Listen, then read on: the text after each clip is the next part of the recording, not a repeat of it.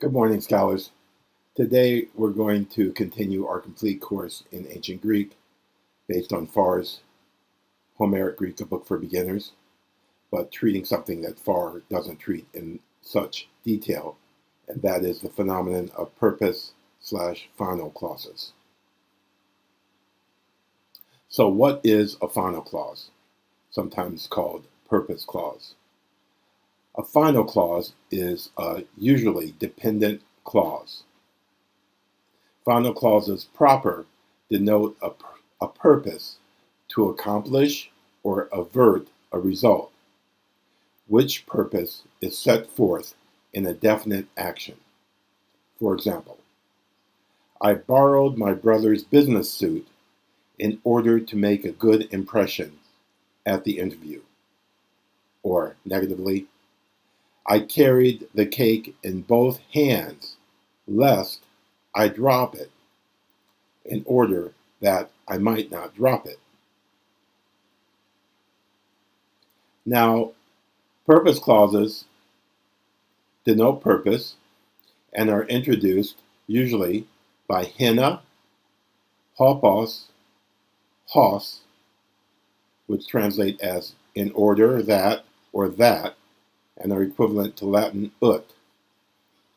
Or negatively, hina me, hopos me, hos me, or me alone, lest or in order that not, equivalent to Latin ne. Now, a final clause, and this is how you really sort them out, because we'll see down the road that there are clauses that are very close to final clauses, but are not them, strictly speaking. So strictly speaking, a final clause stands in apposition to tutu hinaka, or dia tuto, i.e. for this reason, on account of this, expressed or understood. Thus, in the example down below, ekklesion tutu hinaka synagogon hopos hupopneso.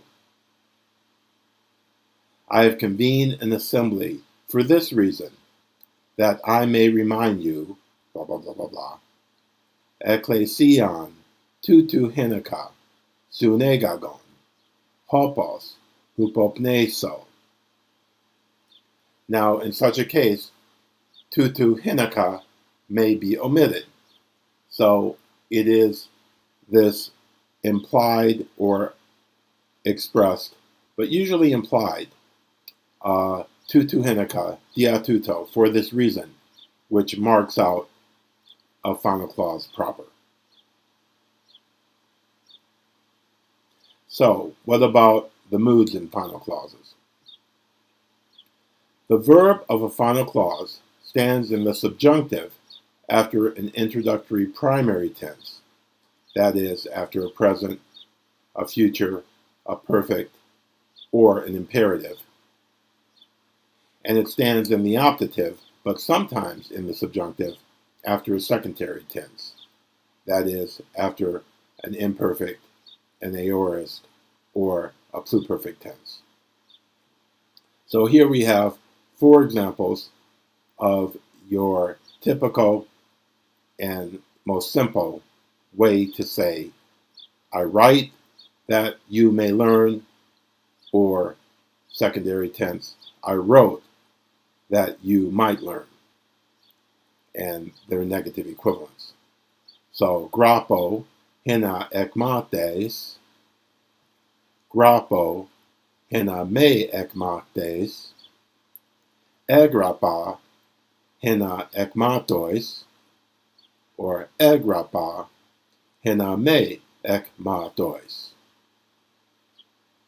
And as we'll see, you can sometimes have the subjunctive after a secondary tense. And if you've been paying attention, you might be able to anticipate why. Okay, but this is one of my favorite little sections in Smythe, because he goes into detail in this note to 2091, or this subsection, about how different final or purpose conjunctions occur among different authors or different genres. So he says that final clauses are introduced by opera, strictly meaning while or until, in epic and lyric, and so we'll see an example of that, and by heos in epic. Now, hina, on the other hand, is the chief final conjunction in Aristophanes, the comic poet, Herodotus, the historian, Plato, and the orators. Hina is the only purely final conjunction in that it does not limit the idea of purpose by the idea of time, like opera and heos, or by the idea of manner, like hopos and hos. And therefore, hina never takes on or ken, since the purpose is regarded as free from all conditions. Now, hopos, on the other hand, is the chief final conjunction in Thucydides and in Xenophon, slightly more common than hina. Hos, then, often shows the original meaning of in which way, how, as. And hos is rare in prose, except in Xenophon, and does not occur in inscriptions. It is rare, hos, often also in Aristophanes, but it is common in tragedy, especially in Euripides.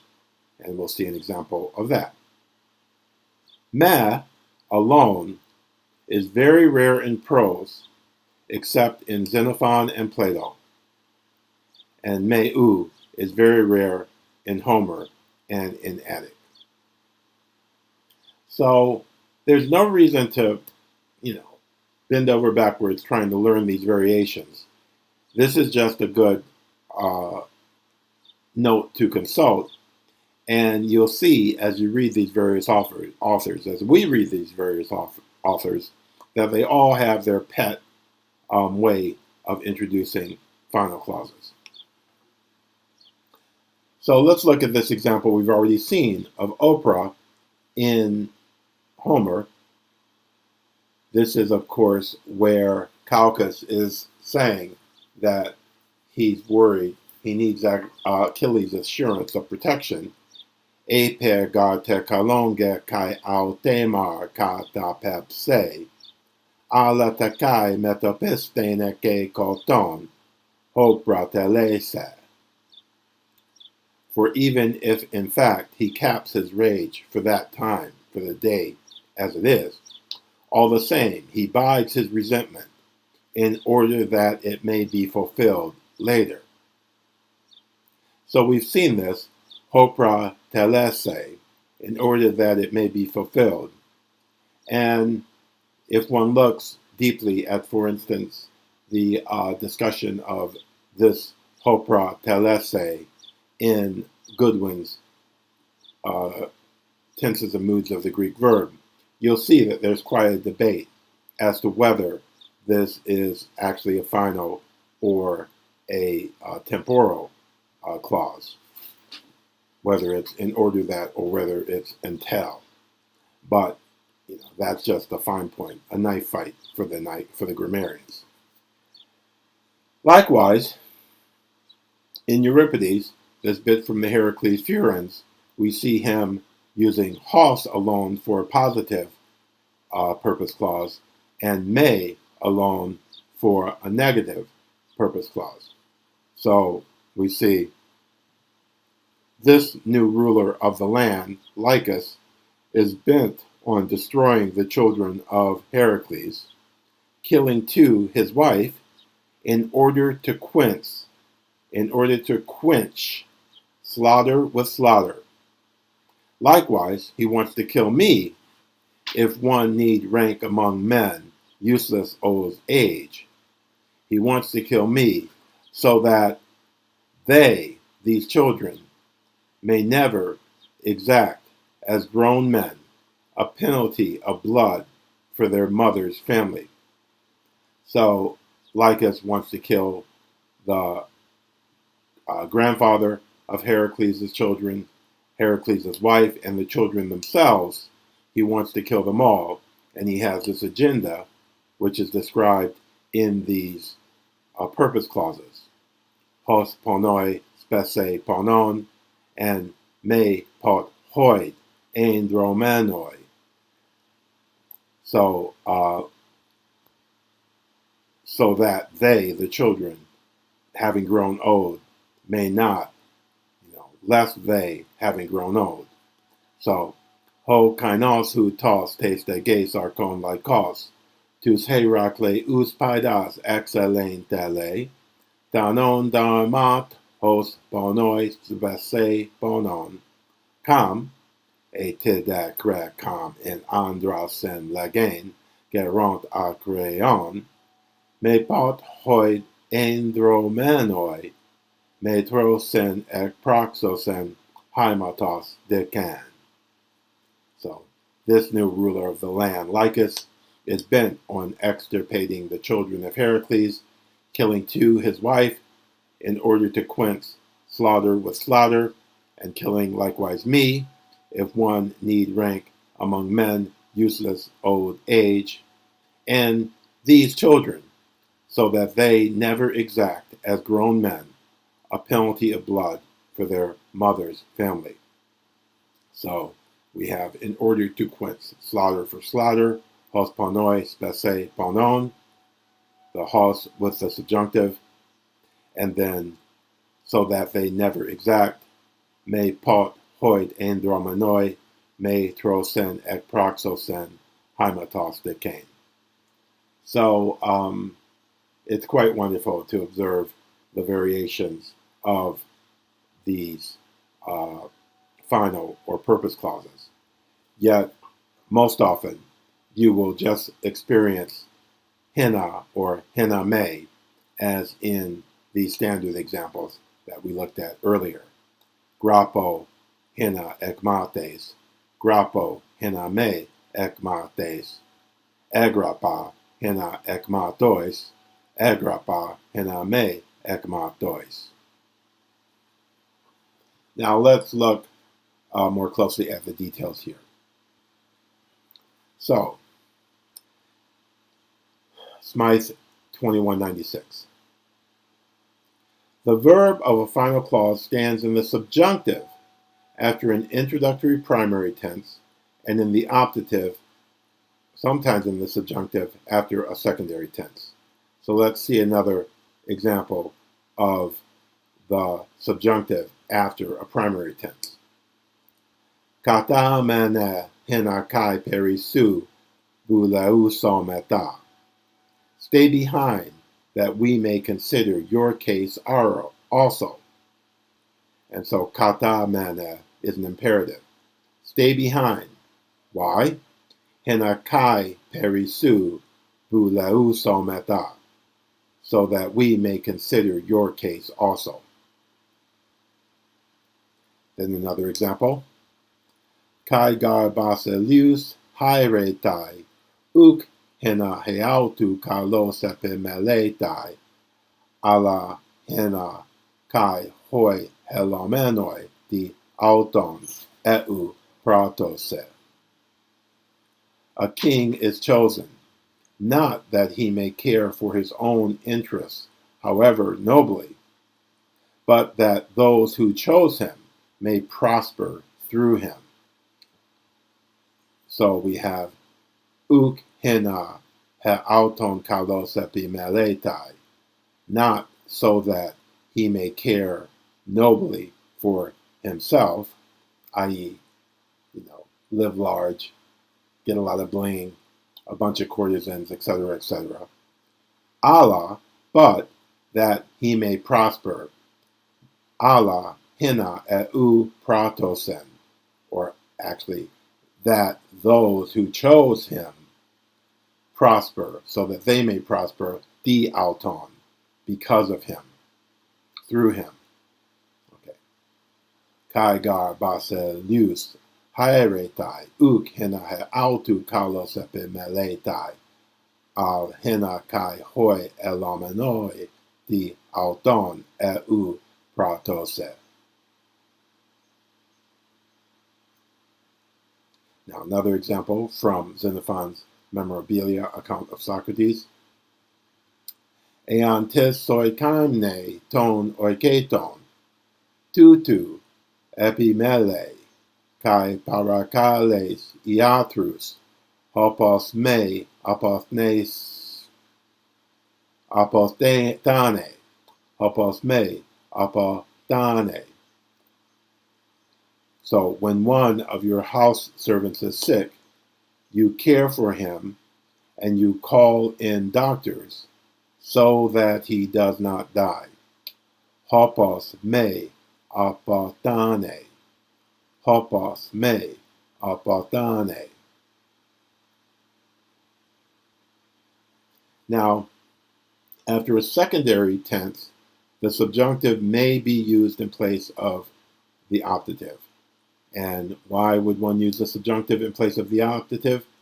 As Smythe explains, in the narration of past events, the subjunctive sets forth a person's previous purpose in the form in which he conceived his purpose.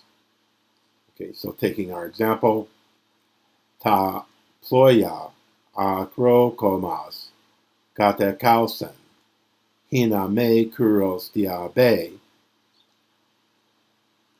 Acrombas burned the boats in order that Cyrus may not cross. Here, the thought of Acrombas was, I will burn the boats that Cyrus may not cross, hina me diabe, and it is given as a kind of quotation.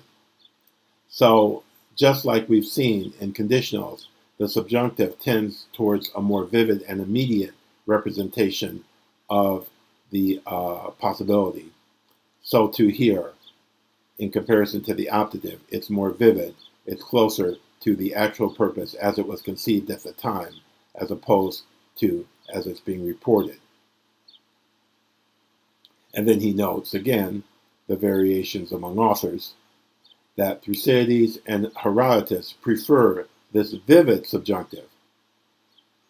The poets Plato and Xenophon, on the other hand, prefer the optative. Whereas Demosthenes, the great Attic orator, he uses the subjunctive and the optative equally, going back and forth.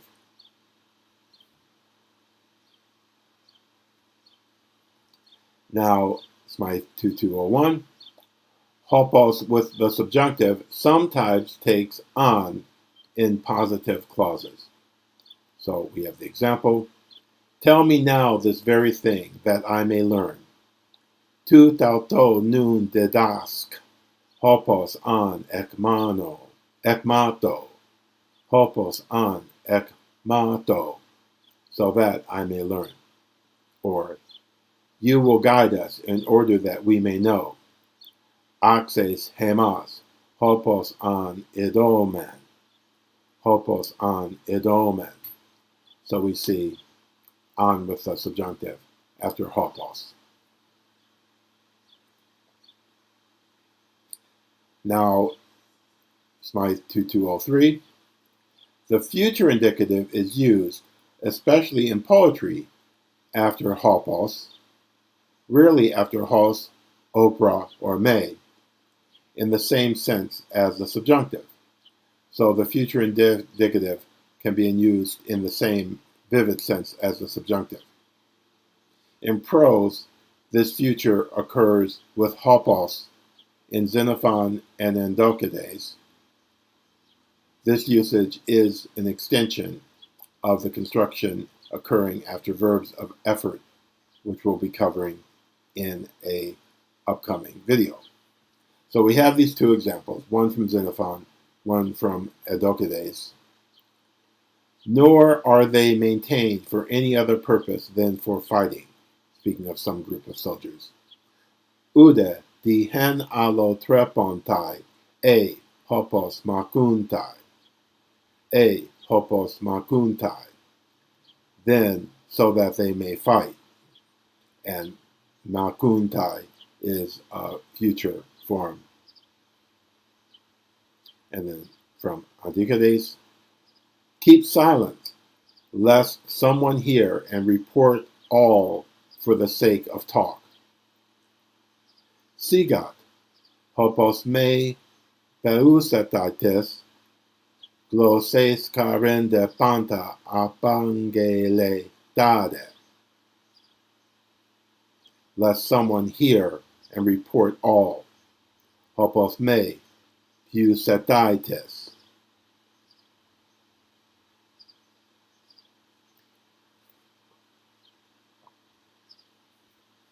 Now, sometimes, this is why I said at the beginning that it's usually a dependent clause, but sometimes the principal clause is omitted. And you have something like in Demosthenes, to begin with this, hen ek tuton arxomai. Or you have the simple question, henate, to what end? Or hoste, how so? Or, this is from Plato's Apology, henate tauta leges, where henate, to what purpose, means ultimately boils down to why do you say this? Henate tauta leges.